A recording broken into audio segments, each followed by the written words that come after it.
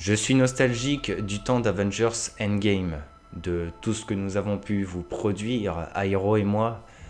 L'émotion et la passion n'avaient jamais été aussi présents. Aujourd'hui, notre amitié est plus forte que jamais et il est temps de mon côté de vous remercier, de remercier Airo pour son soutien et de raviver cette flamme Marvel. Pour ce retour, je vous conseille d'activer la cloche et de vous abonner, car ce n'est pas du tout la dernière collaboration que nous allons faire tous les deux. Allons nous replonger dans les mystères de cette saga mythique avec le film pilier des Gardiens de la Galaxie 3, en compagnie de vos deux gardiens des théories du MCU.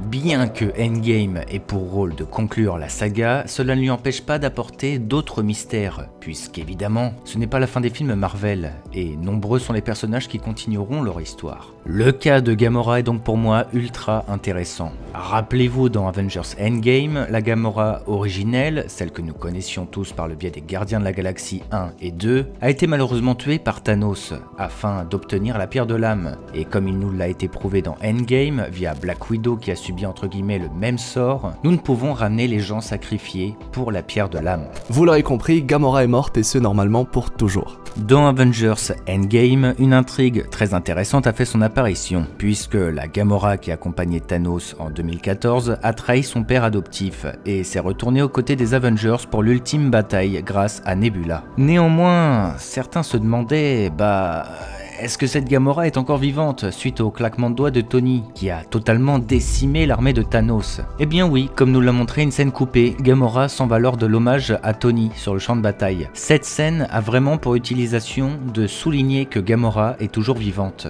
en plus de rendre hommage à Tony évidemment. Et il est sûr que Quill va vouloir aller la chercher, comme nous l'a prouvé la fin du film. Le fait que Gamora s'en aille juste, et que l'on n'en sache pas plus, est une mise en scène qui n'est pas due au hasard. Effectivement, le film des Gardiens 3 a subi quelques épreuves dans sa réalisation, dû au drama avec James Gunn. Cette mise en scène permet de dire ok, Gamora est toujours là, mais on ne sait pas encore ce que l'on va faire avec elle. Le problème étant que jamais nous ne retrouverons la même Gamora que celle des deux premiers opus. Cette dernière n'a pas le même vécu, que ce soit concernant les trahisons, les moments de joie, les moments d'amitié ou encore ceux d'amour. Bref, ce n'est pas la même Gamora, elle ne le sera jamais. Au vu de la fin d'Endgame, il est évident que l'intrigue principale du film, ou du moins celle de l'introduction, sera de retrouver Gamora. Sa retrouvaille sera très certainement liée à un élément perturbateur, possiblement externe, ou bien dans le comportement de Gamora elle-même. Car oui, Gamora est l'une des plus grands assassins de la galaxie, et il est évident que nous serons face à une Gamora beaucoup plus dark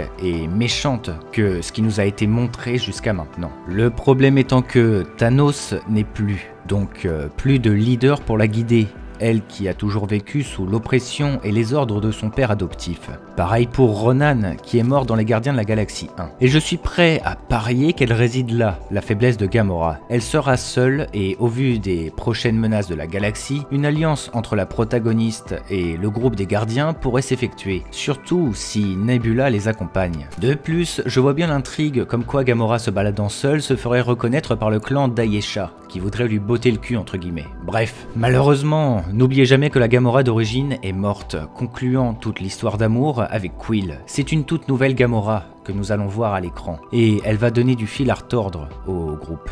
Dans la conception du film, il serait intéressant que lors de son périple, Gamora se fasse reconnaître, aille sur des lieux où la première Gamora est allée, afin de mieux comprendre qui elle était dans le futur, et peut-être même plus humanisée.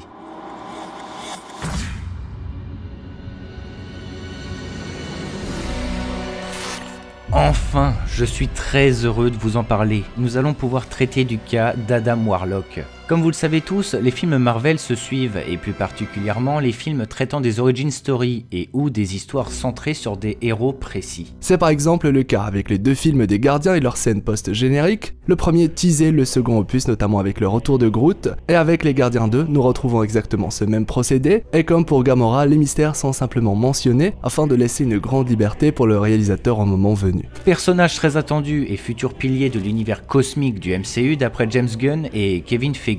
Adam Warlock va faire son entrée dans les Gardiens 3, c'est obligé. Ce dernier a été créé par Ayesha, la grande prêtresse dorée des souverains dans un but précis, faire évoluer son espèce vers la perfection, d'où l'appellation d'Adam, le premier être parfait en quelque sorte, mais surtout se servir de lui pour, une fois de plus, se venger des Gardiens. Le problème étant que Adam est un être dit parfait. Nous pourrions le comparer à Vision sur Terre, mais en vraiment beaucoup plus puissant. Et comme dans les comics, Adam a été créé dans un but malveillant. Pour un être dit parfait, cela ne présage rien de bon. Tout comme le mythe de Frankenstein, il est évident qu'Adam se retournera contre sa créatrice, Ayesha, qui est xénophobe et se nourrit de vengeance et de haine par rapport aux gardiens. Dans l'intrigue, il est clair qu'Adam au tout début obéira à Ayesha. Ce dernier sera comme une sorte de nouveau-né, un personnage sans vécu qui découvrira l'univers. Et comme chaque être à la naissance, nous avons besoin de repères. Adam Warlock sera donc très probablement à la recherche des gardiens dans la première partie du film, avant de se retourner.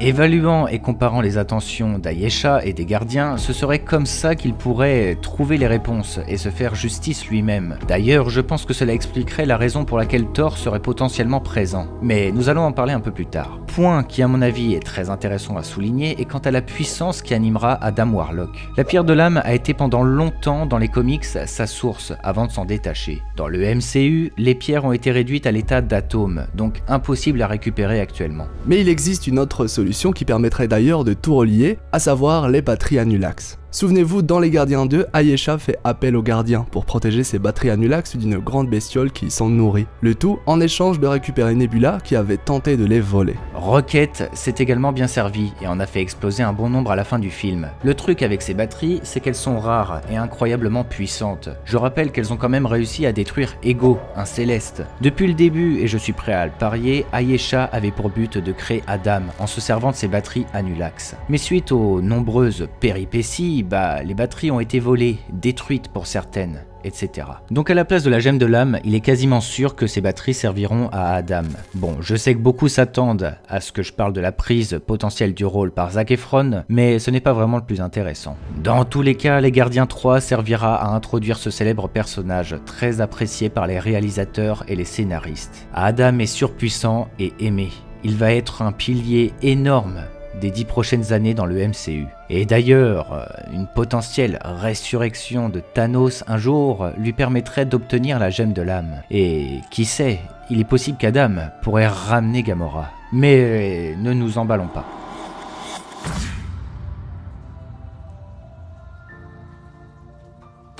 Les Gardiens ont beau être nombreux en termes d'héros pour un seul film, il se peut très largement qu'ils soient encore plus. Nous pouvons déjà nous interroger quant à la réunification du groupe de Stakar Ogor dans Les Ravageurs. Ce groupe va potentiellement prendre la place qu'occupait scénaristiquement Yondu et son équipage dans les deux premiers films. Ce groupe est très reconnu dans les comics et surtout a été teasé dans Les Gardiens de la Galaxie 2. Mais moi, ce qui va m'intéresser surtout aujourd'hui, c'est le rôle de Thor. Avant le licenciement de James Gunn chez Disney, ce dernier avait prévu de faire venir Thor dans Les Gardiens de la Galaxie 3. Mais après son départ, il a été prévu que le film de Thor, Love and Thunder, arriverait avant celui des Gardiens, ce qui a tout chamboulé. Car oui, du coup la situation est inversée, et ce sera donc normalement les Gardiens qui seront dans le film de Thor avant d'entamer leur troisième film. Donc est-ce que Thor sera finalement dans les Gardiens de la Galaxie 3 malgré ce retournement ? Eh bien, on ne sait pas pour le moment. Le film 4 de Thor sera forcément axé sur le rôle que détient Thor en lui-même. Je vous invite d'ailleurs à voir les vidéos que le bro Airo a fait sur le sujet. Thor ne souhaite plus être le roi d'Asgard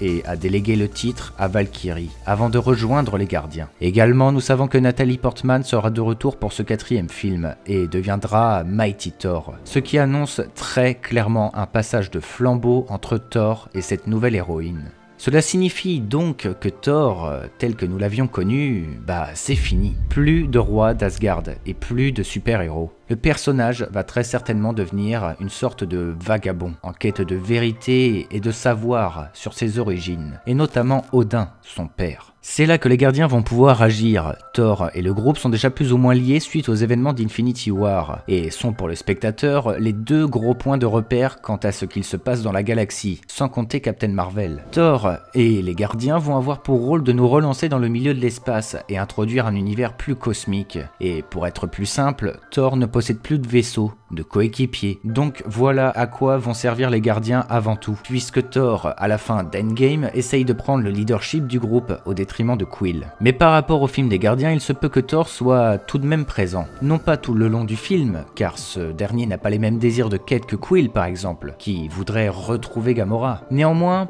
Thor pourrait être utile concernant Adam Warlock et le peuple d'Ayesha. Il est inutile de vous rappeler la puissance de ce dernier, et si combat il doit y avoir contre cette entité parfaite, Thor aurait potentiellement les capacités pour l'affronter, avant qu'il ne se retourne. Enfin, ce film clôturera peut-être l'épopée autour des gardiens de la galaxie, et il se peut très fortement que le groupe soit divisé à la fin du film. Gamora n'est plus. Et jamais nous ne retrouverons les liens qu'elle entretenait avec Quill. Nous savons d'ailleurs peu de choses quant aux origines de Rocket, Groot, Mantis ou encore Drax, et il n'est pas impossible que nous en sachions plus et donc que leur quête personnelle prenne fin. Nebula servira également à faire revenir sa sœur, mais techniquement le personnage va pour moi commencer à vraiment s'essouffler, étant donné qu'elle n'a plus sa sœur et que Thanos et son armée sont morts. La mort de Gamora dans Infinity War n'était qu'une introduction pour une potentielle fin du groupe, et il se peut que d'autres disparitions arrivent, ou que certains accompagneront Thor à l'avenir.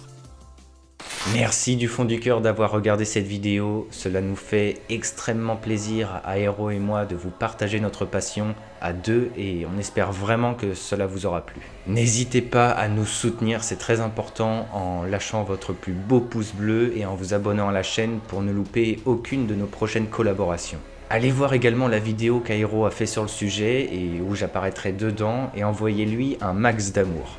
Allez, que le Lionheart soit avec vous, c'était Argorok et à très bientôt.